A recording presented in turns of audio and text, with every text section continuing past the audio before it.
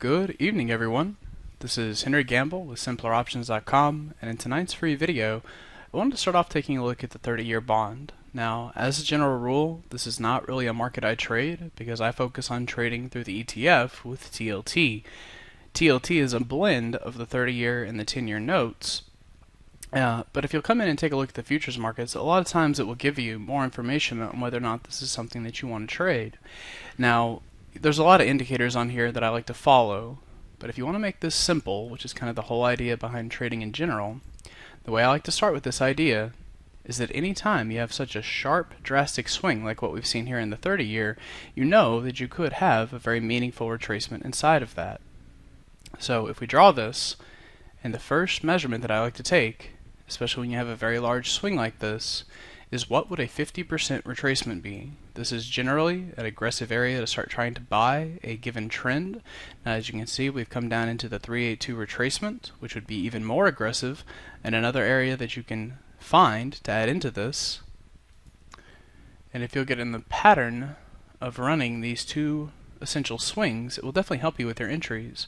So what I like to look for is the decline that preceded the rally. And in this case, we have two that I would take a look at. So I've run this swing, and that's essentially kind of right where the current price action is. And then you have a slightly larger swing from this swing high to this swing low.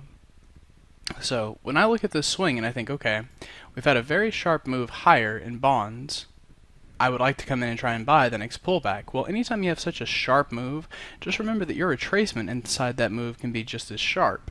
If you were to compare that idea with something like the SPX, it follows exactly the same logic, just that when you get so far extended to the downside that you can have a very healthy retracement and still be within the downtrend. So as I start this as kind of rough analysis, I think, well, if the SPX wants to revert back up into this descending trend line, that in theory would put more downward pressure on bonds, and it could still come back a very healthy bit to get down into what would be a better area to buy. That's just based off the basic fib work.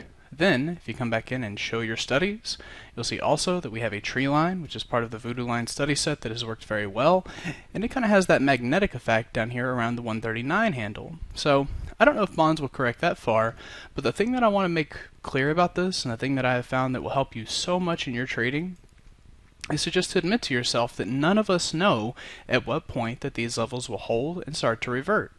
So all you can do is start to map out your zones, think about areas that you would be willing to buy this, and then break it down into a trigger. So, like we spoke about, you like running your levels on the 30-year and the 10-year to get a feel for where the market, could have support in relation to the futures. Then if you come down and take a look at it in TLT, which is the ETF that I traded through, you'll notice that you've pulled back into a very similar zone, but what we're waiting on, and the point that I'm making on, not really feeling like jumping the gun or like what's about to happen, is to use a trigger. And we're going to have a perfect example of this heading into Tuesday's session. So I've just shown you where you have a very basic area of daily support, and then this 39-minute squeeze is really what I would expect to dictate the next move. So if this signal can fire long, which means you see your moving averages, essentially the fastest moving average crosses through the slower one, that would trigger your buy side setup. Then you place your stops back below the lows. Alternately, if this squeeze fires to the short side, then I would avoid the setup because I'm not trying to play this to a short side in a bullish market. I would let it get down into a deeper zone of support and then look to buy it. So, the long and short of TLT is it's on top of an aggressive zone of support that you can consider to buy. The 39-minute chart should dictate the next move that we make. I would prefer to see it fire short, then we can get down into a deeper, better area of support to buy it, see the indexes rally up into their next key resistance, and that's where we'll be making our key decisions. So I hope that helps, gives you an idea of what I'll be focused on into Tuesday, and we will see you guys at the next free video.